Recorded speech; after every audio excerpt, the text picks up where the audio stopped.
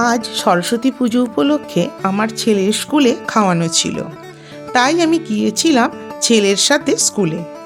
ছেলে তো স্কুল গিয়েই খেতে চলে গিয়েছিল, আর আমি স্কুলের চারপাশটা ঘুরে দেখছিলাম। তোমাদের স্কুলের চারপাশটা তো ঘুরে দেখানো সম্ভব নয়, কিছুটা তুলে ধরেছি তোমাদের কাছে। এখানে ফুলের বাহার দেখে চোখ তো জুড়িয়েই যায়। এই শীতের মরশুমেই তো রকমারি ফুল দেখতে পাওয়া যায়। শীতকাল চলে গেলে আর দেখতে পাওয়া যাবে না এই ফুলের বাহার। আবার এই শীতকালের অপেক্ষায় থাকতে হয়।